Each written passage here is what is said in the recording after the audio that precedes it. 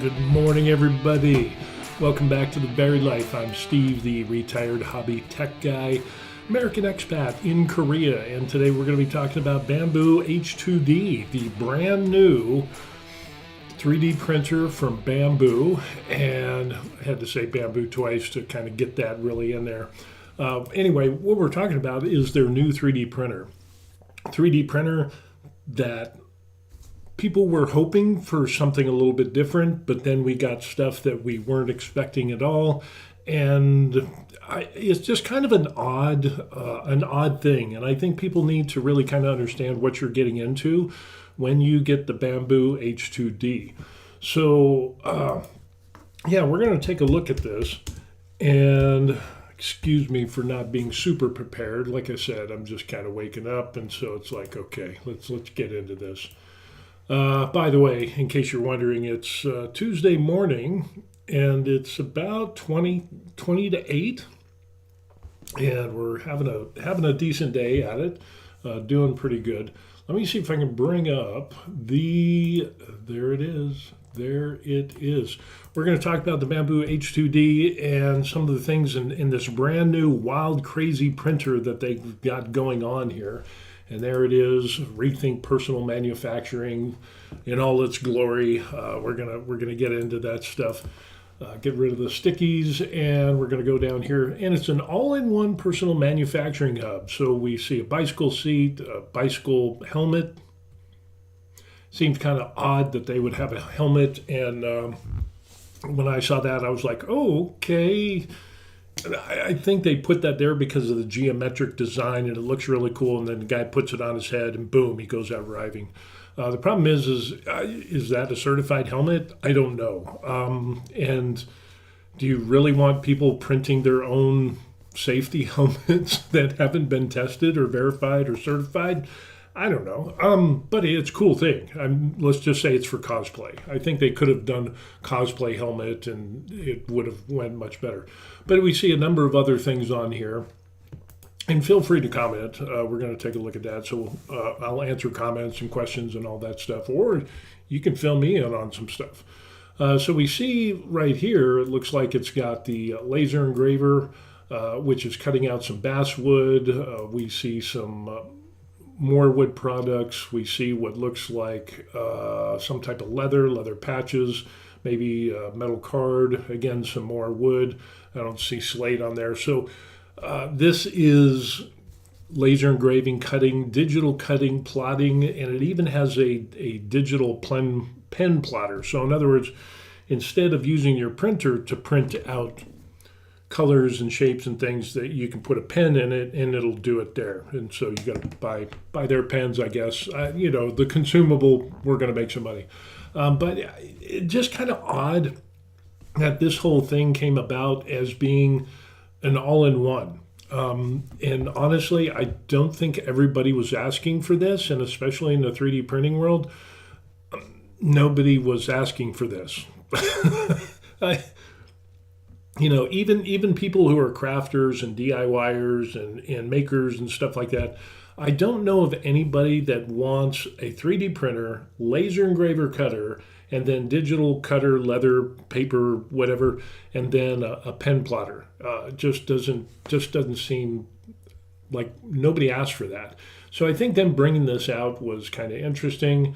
AI-powered simplicity, computer cameras, 36 sensors, 2 servo motors, united by sophisticated algorithm for your simplicity, which is great. Advancements in technology. And I'm all for that. Next gen of filament management. So we've got the 4 filament thing, which is now not only an AMS or something material system, multi-material system or automatic material system, is that it's a heater and the thing. It's got a heater in there. So it does heating and drying and all that stuff. And that other one off to the side, I guess it does heating and drying and storage in a single package, which is awesome. I think Creality dropped the ball when they didn't put a heater in their CFS and maybe expanded out to 5. That people would have jumped all over that. Endless possibilities. You can make shoes and all kinds of stuff. Bike helmet. Again, I'm not sure about the bike helmet thing because that's a safety issue.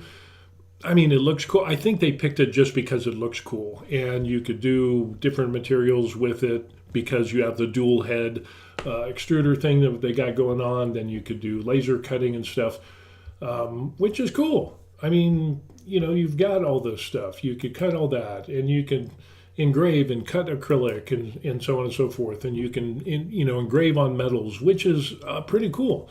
You can cut paper and all of this stuff. Let's see what else they got going on. Leather products, and then whatever that is. I don't know what that is.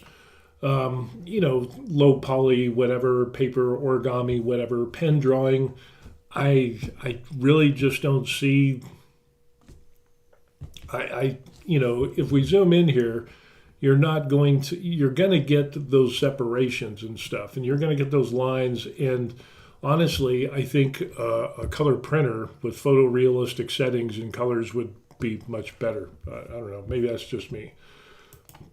But it's cool that it can draw. I mean, that's kind of, some impressive stuff that they have there.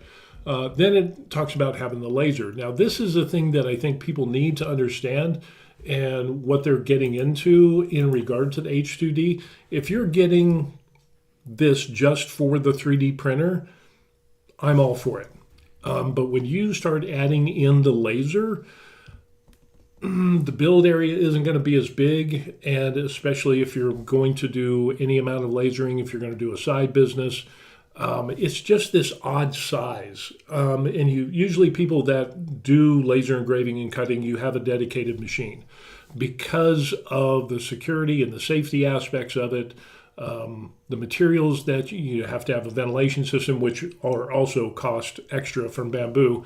But I just don't really see why people asked for this. And I don't think a lot of people did.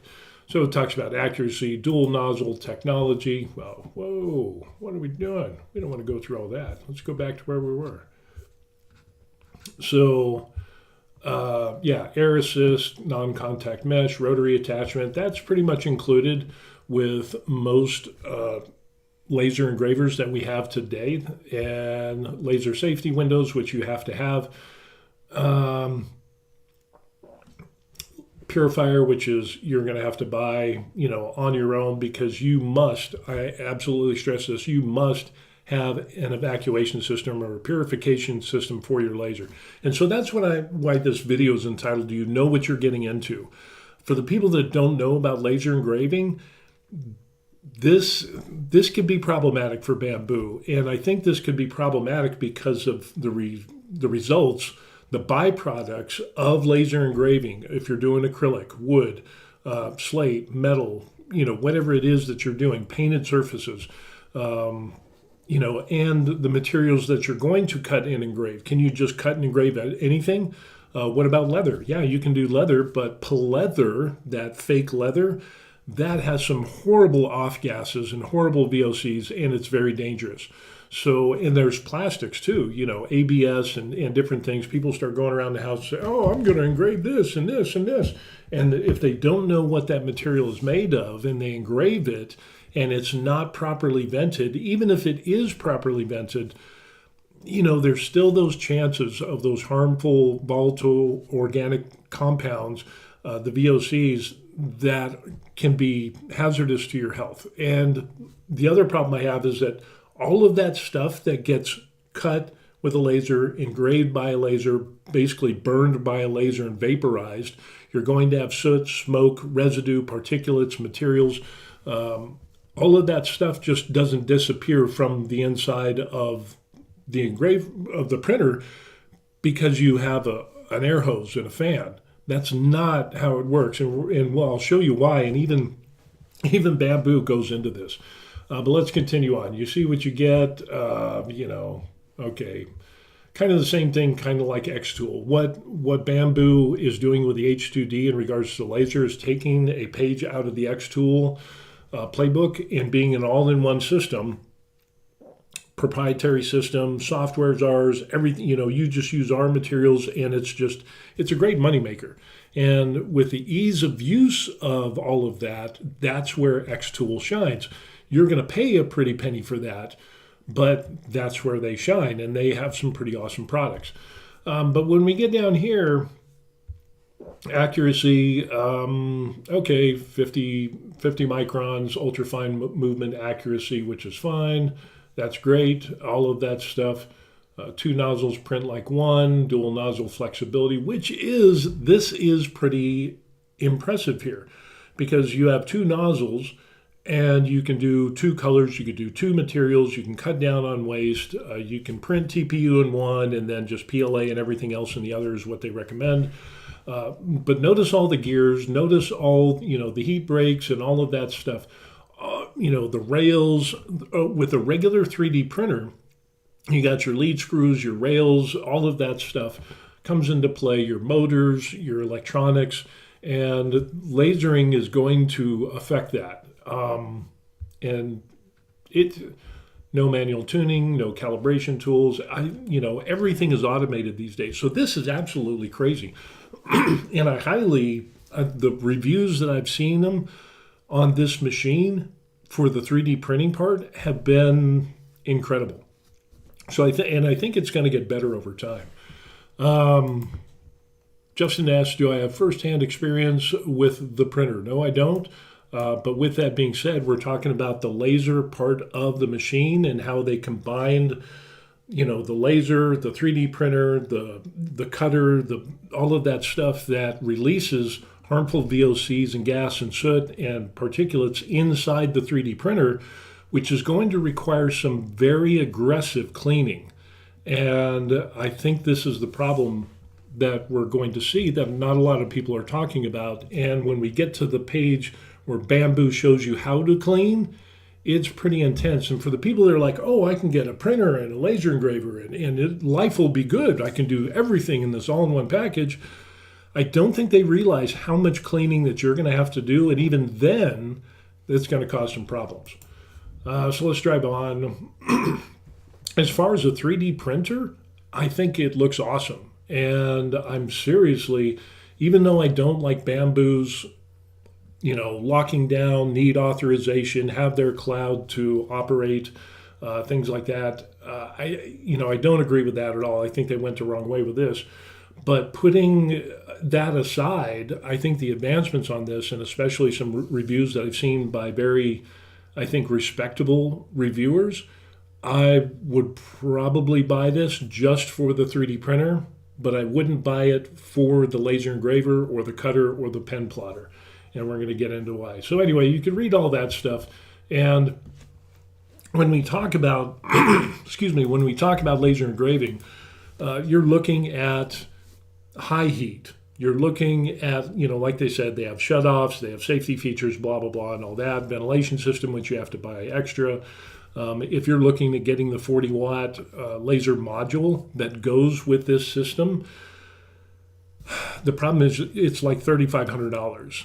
So that's kind of, and again, here's the thing with the base machine, just the machine itself, if something goes wrong with the machine, then you're out, your 3D printer is not going to work. There's a possibility that your laser engraver is not going to work. There's a possibility that your leather cutter, paper cutter thing isn't going to work, and your pen plotter is not going to work.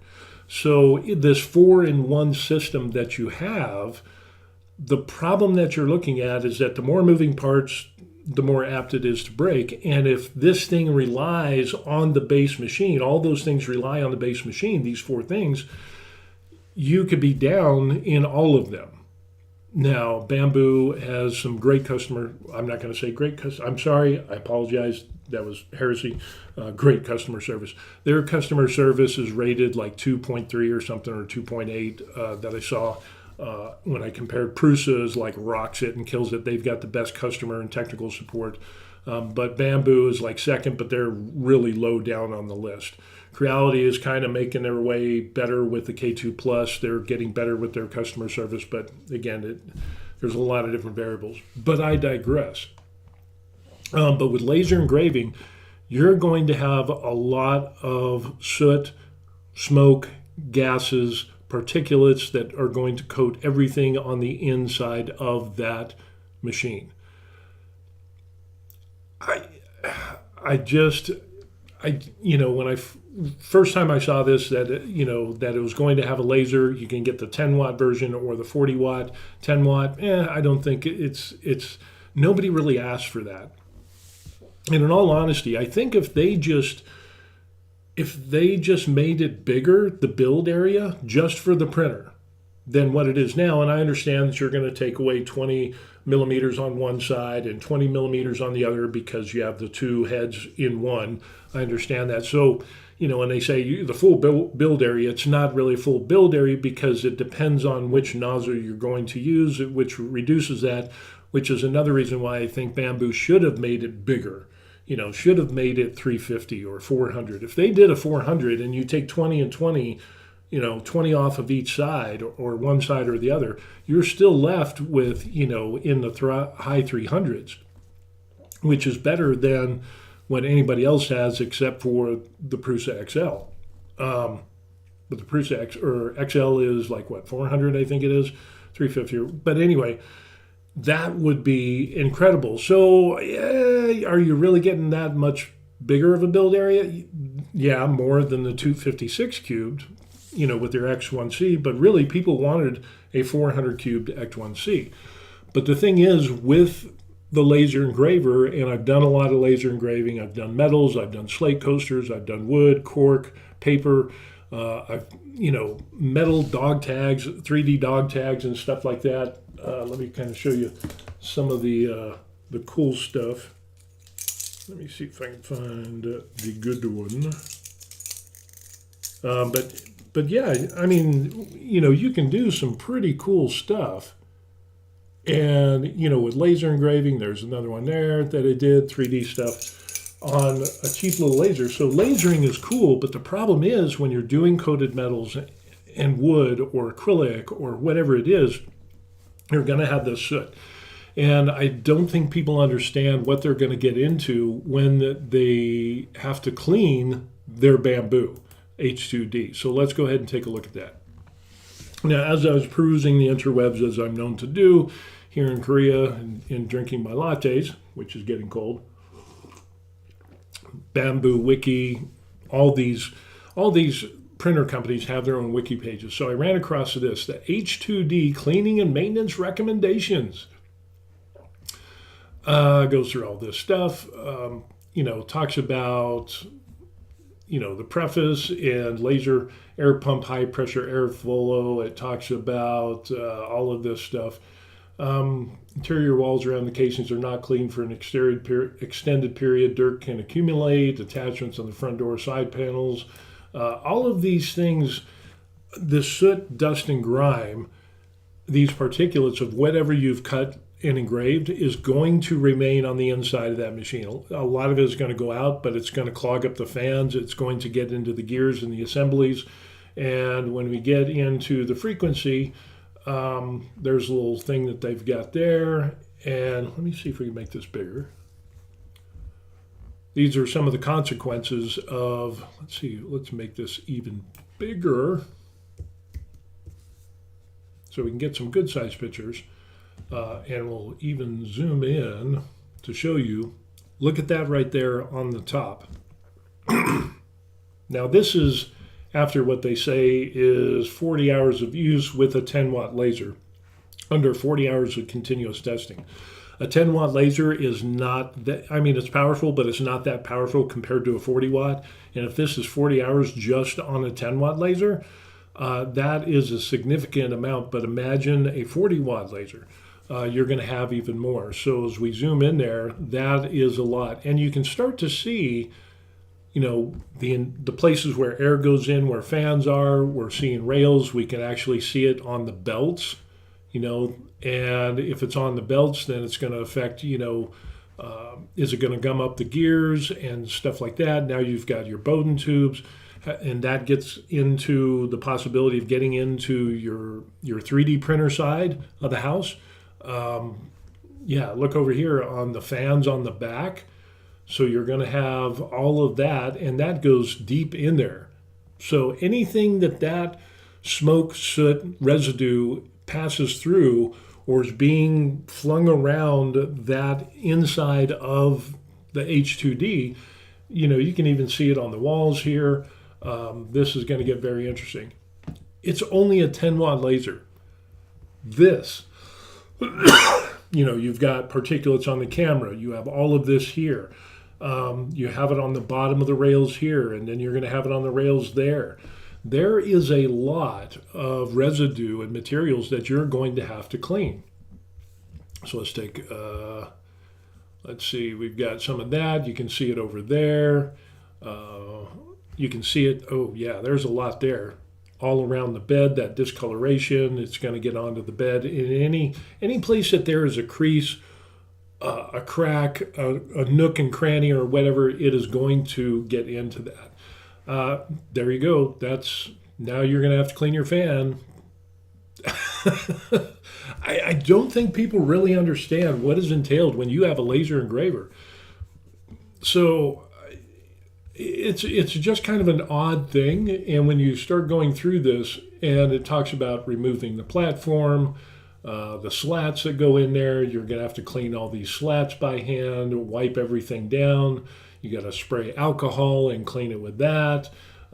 Because of this stuff builds up, then, fire hazards come about. And so, now we're IPA and cleaning and lasering, and now you have to clean your rail system and the slots that make up the base of which you're going to put products on and laser. So you got to remove all that, remove the laser module, and then you got to wipe that down, wipe down the machine, more IPA on the inside, on the bed, on every nook and cranny, rail system. But again, you're only going to get so far with a paper towel or a microfiber rag. You're not going to be able to get into the insides where the extruder is, where those gears meet to bring that filament down into, the hot end and the tool head and all that stuff. So, basically it's just showing here, well, we're just going to wipe down the outsides of it. Well, what about the insides? And that's only after 40 hours with a 10 watt laser. You kind of take that off and we'll take the cover and we'll get that, but still deep inside where those gears are, like right in there. Let's stop that. I don't want that. What did I do? I clicked on something. How do I get out of that? I'll just refresh the page. How's that? There we go. So a lot of the problems with this that comes in is that all these places that you cannot get into when doing this is going to cause some massive problems. So like I said, in the gear system there, the intakes, all these little holes, these nooks and crannies, if that's just 40 hours of engraving, imagine if you do a hell of a lot more and you can't get into that. Unless you take apart everything, you're going to get a continuous buildup of this residue. Now you got to take the PTFE tubes out of here, and you got to clean them. Basically clean the cable tray, the cable chain, the whole 9 yards, everything. Basically, you have to wipe down everything. We're talking about the rails, the frames. You're talking about, even talks about cleaning the belts. You have to clean the belts on this. So that's pretty involved. Let's see if we can get this. What else do we got here? Dust and debris. Then you go back and you got to do the lubricating oil and rail. Yep, you got to do all that stuff. I just did mine on my K2 Plus, but it doesn't have a laser engraver, so I don't have a lot to do. So you're going to do all this maintenance, and look at that. That is insane. That's only 40 hours. And for those people that don't know, you think, 40 hours is a lot of engraving. No, it's not. If you really get into laser engraving, 40 hours is not much at all. I did my very first deal with a client was 80 coasters, 80 slate coasters. And on my little tiny laser that I had, we did, let's see, what did that come out to? We ended up, it was, I think, 17 minutes per coaster. Like I said, I had a small laser, times 80, 1,360 divided by 60. So, that came out to 22 hours for 80 coasters. So to put that into perspective, 40 hours is not much at all. And, 80 slate coasters, boom. Imagine all the other stuff you're going to do. Imagine if you're doing basswood. Imagine you're doing acrylic. And it's not going to be the same amount of residue. Some items will give off more residue than others, and some will be more dangerous than others. So and harder to clean. There's a difference of cleaning something from the residue that you did with doing some basswood versus doing acrylic or doing leather or doing some coated plastic or metals. There's a big difference in that residue. And let's see what else we got. Yeah, just kind of wipe everything down, and you got to clean everything and wipe everything down. Clean the flame sensor. Can I get this right? Hitting all those flame sensors. Basically, you got to clean everything, and it gets even worse. So it talks about cleaning the inside cameras, all the cracks and crevices, the whole 9 yards. The Y-axis linear rod with a non-woven cloth with alcohol. Move the tool head to clean the parts of the rod. And you're going to have to do a lot of this. So you're going to need to get a lot of grease and oil, lubricating oil. Then you do the Y-axis, and you got to do all those. And then you got to do the fans and the casings for the fans. What about the inside? What about the inside of those things? Because that dust and debris is going to get on the inside. There's the holes there. It's going to get in there. There's the vents right there. How much... You're not going to clean the inside and just let that continue to build up. Look at the fan in the back. Holy crow, that's going to be incredible. And then it gets to the point of where we're continuing, we're cleaning, we have to move things, and we're cleaning, and we're doing more cleaning and more wiping down. And we take off the carbon activated filter, which is going to be clogged up, and that's a lot. That's a lot. Look at that. That is caked in there, and that's only 40 hours. I'm telling you, you're going to need a dedicated ventilation system to help mitigate the residue from engraving. And look at that in there. All of that, damn it, I did it again. Why did I do that?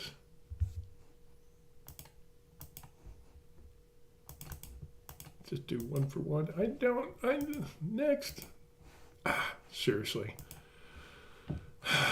Technology. Oh, here's where we get better. So now you got to take all this off, and then you got to take off the dust cover, and then you got to dust all these covers off, and you can see that's only 40 hours. And then we go down, and it's like, okay, well, now we got to take stuff off of the machine. Now we got to take it to the sink, and then we got to go and wipe everything else down. You're still talking about the fans. What about the bearings inside the fans and all of that? Is that sealed so you never have to do maintenance? Yeah, I just find some problems with that. Clean the chamber exhaust. So now the cool little vent system on the back that automatically, the louvers automatically come on and go out and back to vent, which is an awesome, incredible idea. I think that's awesome. And to keep particulates out and keep, whatever, to regulate the temperature and things like that. Now you have to take all of these things off, and now you got to look at all the grime on those. And I'm not going to click on that. But you can see that's just 40 hours. That is a lot of residue. And you got to take those to the sink as well. And then you're going to dust the fan. And then you got to take all of the pieces off and then put them back on. And then it talks about, some other stuff. I mean, that's a lot of stuff to do when we're talking about cleaning. And that's just 40 hours. That is, I'm still scrolling. That is a lot. And I don't think people really understand how much, good Lord, that is a lot. I just don't think people understand what is entailed with laser engraving. And, some people were saying, I think I was watching, I can't remember who it was, but some guy was talking about it as well, about the dangers of laser engraving and, their safety aspects, and I don't think Bambu is neglecting to say, hey, don't engrave this or that because that has some off gases that are dangerous and poisonous and whatever. There's some materials like that. They're doing what every other laser engraving company is doing, except they're throwing it into a 3D printer, which I think is going to put excessive wear on your 3D printer. So that's why I don't think it's a good idea to do the laser engraving inside a 3D printer because of the residue that is brought about by doing the laser engraving thing. So I think what would have been a better idea, I think, for Bambu is one, they should have made it bigger, a bigger build area, but that's neither here nor there.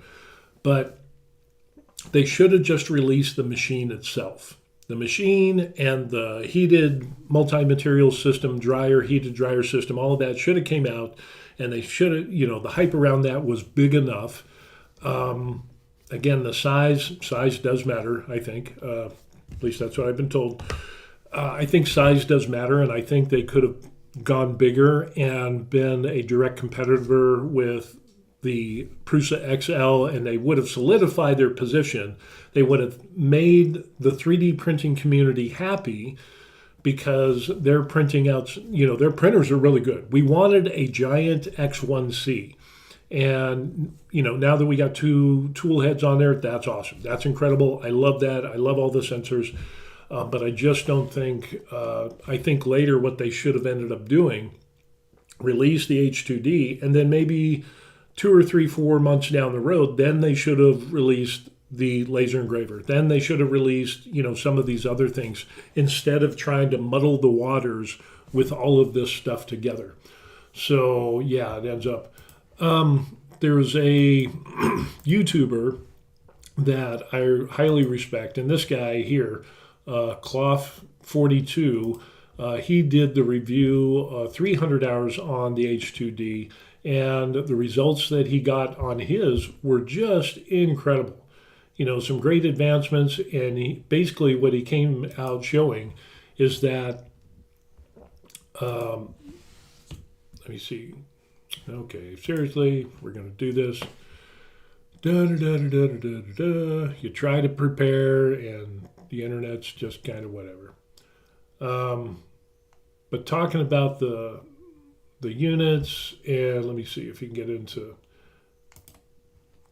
some of the things, the fit and finish on that it produces is incredible. And he was talking about the differences between the Prusa XL and the Bambu H2D. And it ends up, he said, they were better. The Bambu H2D was better than the Prusa XL. And so that's kind of amazing. Coming from a printer that is just coming out, that it does better.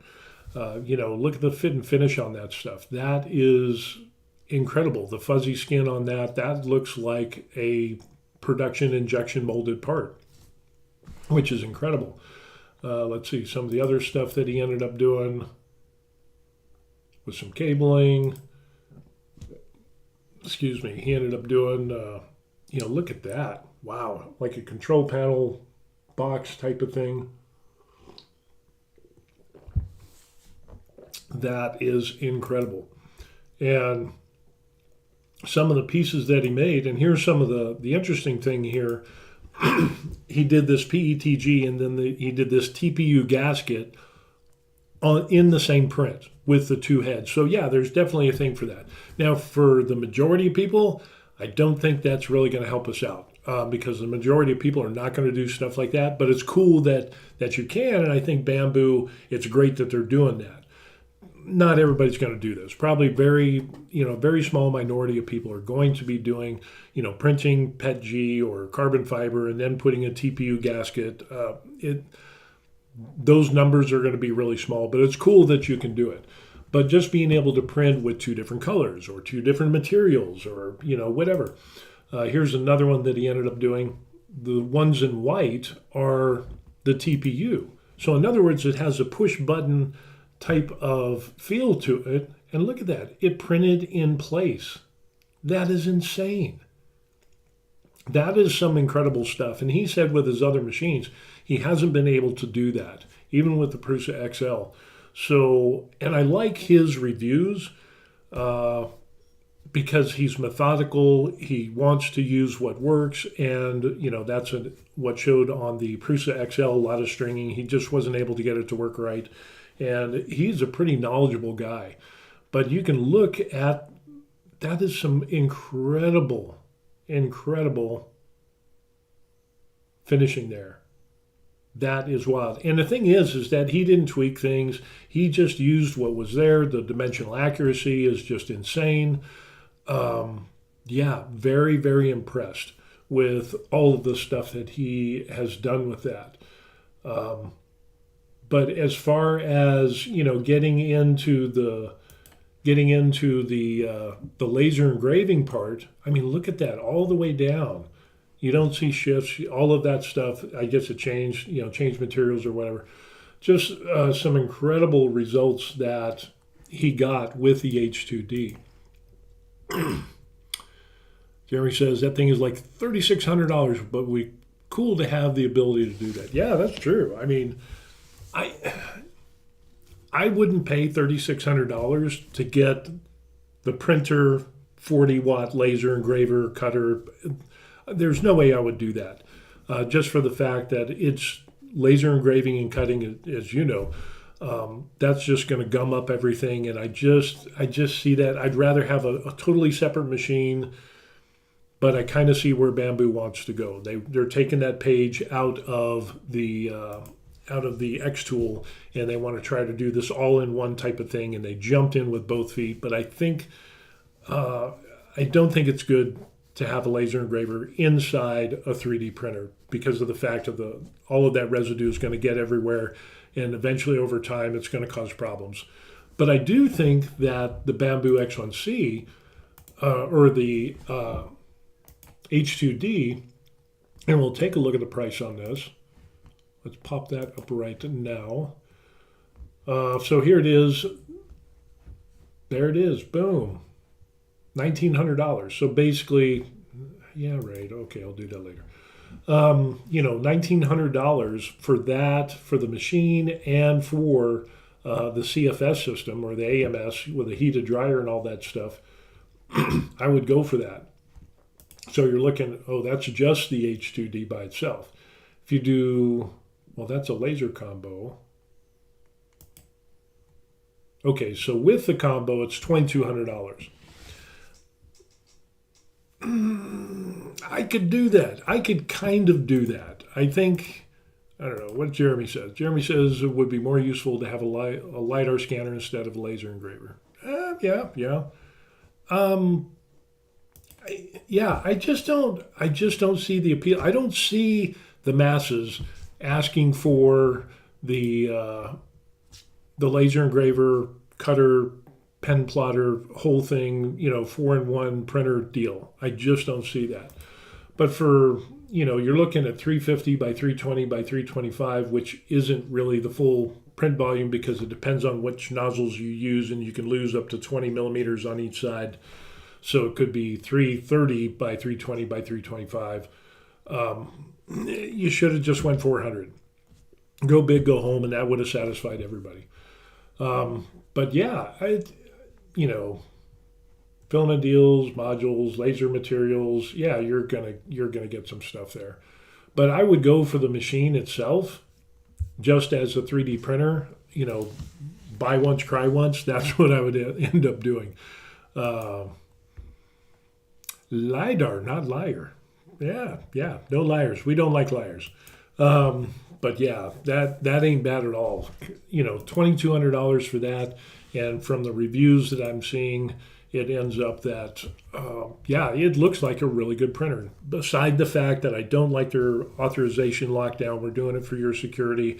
And speaking about liars, Bambu is the one that said, with their previous machines, their X1C and stuff, they said, people were asking, what information is being transferred from the printer to your servers and so on and so forth. People were asking about that. The log files, Grant from 3D Musketeers was talking about that, and Bambu, and so were a number of other people. So Bambu responds and says, oh, don't worry about it. We're not going to be, doing this, or this with transmitting information. And then they actually got into the log files and they found out that Bambu lied on every single thing.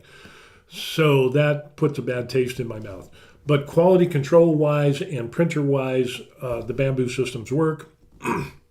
They're not the end all be all, because if you go onto Reddit, you'll find people that have problems with the Bambus as well. Maybe not as much as other systems, but other companies are they're bringing their game up as well. So yeah. And then taking out the fanboys of whatever system, that, Bambu's the best thing since sliced bread. And then some other, Prusa's the best thing since sliced bread. But taking that aside, I think that's where it really comes down. But getting to the place where you're talking about for, $2,200 for the machine and the heated AMS dryer, I would pay that.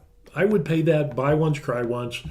But I would not get the laser system because of the residue, the smoke, the particulates, the VOCs, all of that stuff is going to grime the inside of your printer. And even though they have a pretty good cleaning, wiki page that shows you all the stuff that you need to clean, which is very extensive, it's not extensive enough because all of those things are going to gum up your machine into the places that you can't get to. So that's why I think it's a bad idea to have a 3D printer, laser engraver, cutter, leather, whatever. I think if you're that into the hobby world or doing side gigs, you're going to have a separate laser engraver because you're going to use Lightburn or you're going to use, Xtool and their proprietary software.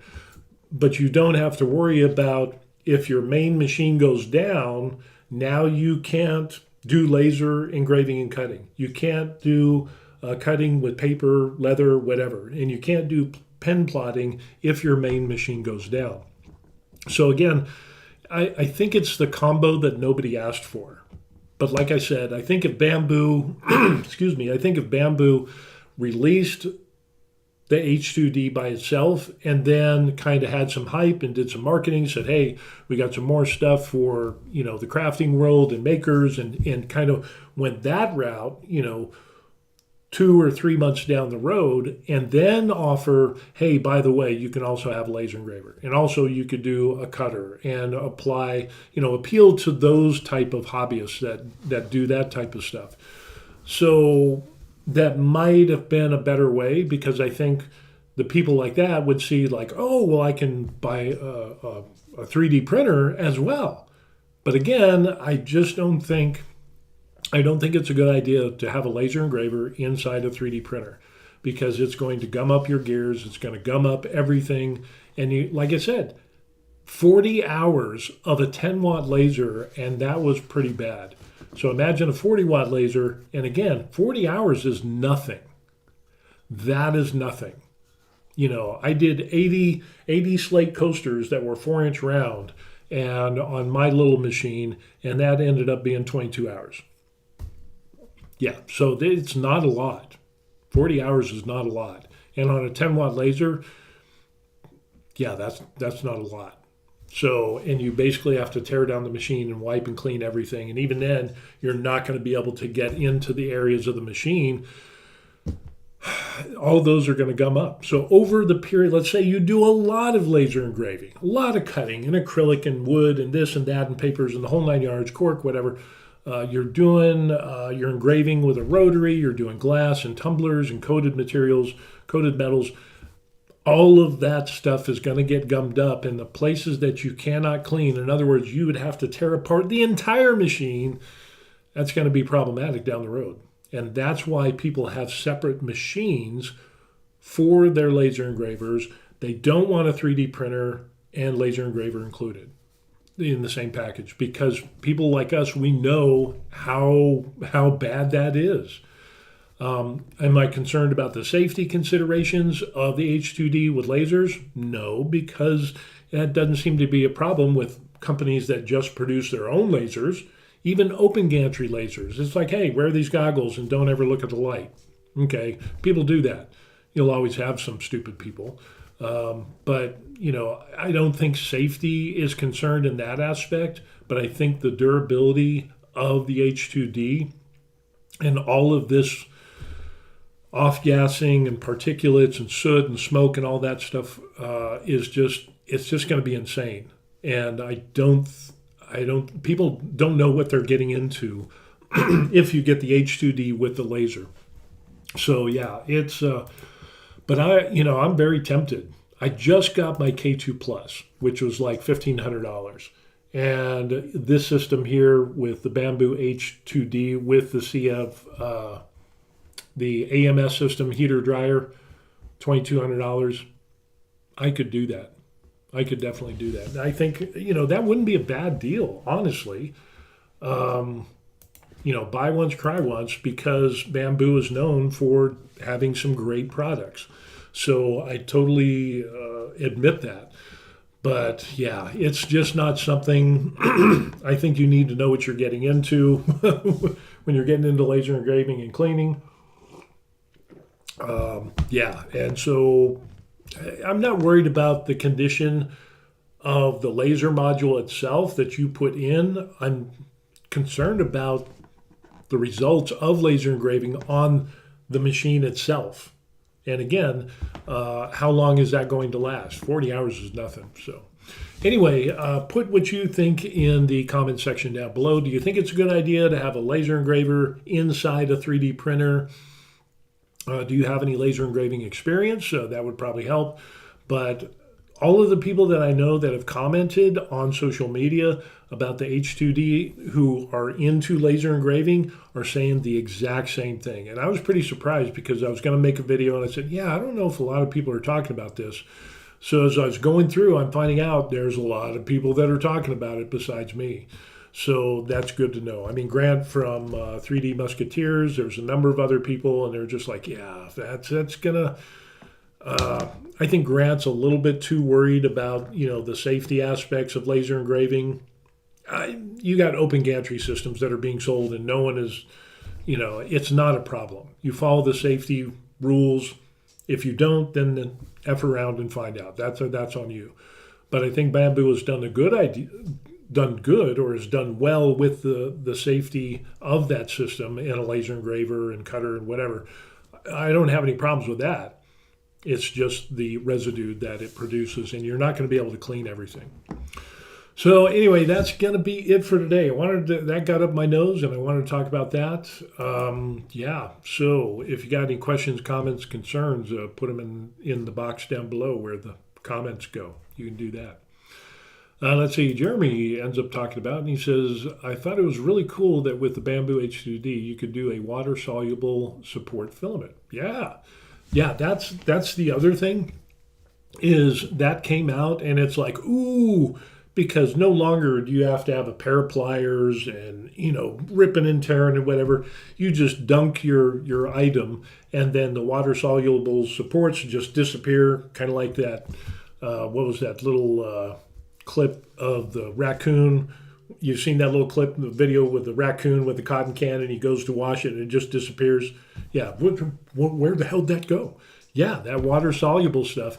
Problem is that stuff is still a little bit expensive.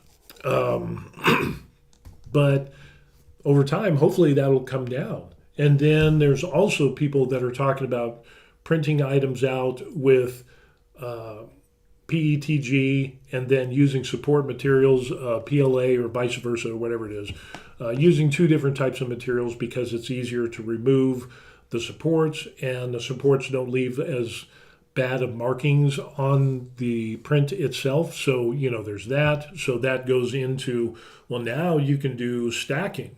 So in other words, you're going to print your item, and then with that other material, you're going to do like one layer of whatever it is, maybe it's TPU, and then you can do your other stack of the items that you're going to print, then another one, kind of like the the honeycomb wall storage systems. I can't remember what that's called.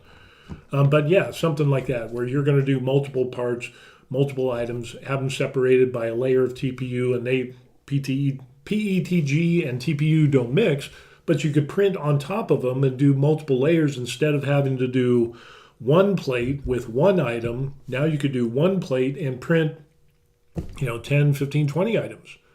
So in a production aspect, you're getting more bang for your buck, because you don't have to take the time to change the machine, take the first print off, put the plate back in, hit print and do it again and do all that. You could print 10, 15, 20 at a time. And then when you're done, boom, processing is easy. So you're saving time, which means you're saving money, which means you can maximize your production and the amount of money that you're making. So yeah, it's a good thing. It is a good thing. And that water soluble, I'm actually going to check into that. I know it's expensive, but I think that'd be so cool to be like the raccoon with the cotton candy and trying to wash it in the stream and it disappears and the raccoon's like, what the hell? I think that would be really cool. Just to try it, just to be the raccoon for that little amount of time. So anyway, that's going to be it. I'm Steve, the retired hobby tech guy, American expat in Korea. So if you have questions about that, you've got the email down below. I've answered every single person that has ever emailed me, even the crazy ones. So what do you got to lose? Or you can leave a comment in the comment box thingy down below. Jeremy ends up, here's an alibi. Jeremy says they have a video printing chain mail stacked. Yes, I saw that. And that is pretty impressive. So it's definitely something. Would I use it? I don't know. I would like to do a big cosplay, like Warhammer 40K. I want to do at least one big giant cosplay in my life. And I'm 58, so maybe we'll do that. That's kind of, I'm at least going to do a helmet. I know I want to do a chain sword and maybe an axe or maybe a bolter pistol or something like that. But I would really like to do a big cosplay. Just once. Go big or go home. So anyway, if you like the video or enjoyed anything, please like and subscribe to the channel. I would really appreciate that. That would be the coolest thing that you could do for me. Trying to get more subscribers, and eventually I want to get monetized. I'm not even monetized. This is just kind of a hobby thing. But I like the laser engraving. I like the hobby stuff. I like painting miniatures, and I want to grow this channel because I need something to do as I'm retired besides going to the gym. With that, if you really do enjoy it and you want to go above and beyond the like and subscribe, you can buy me a coffee.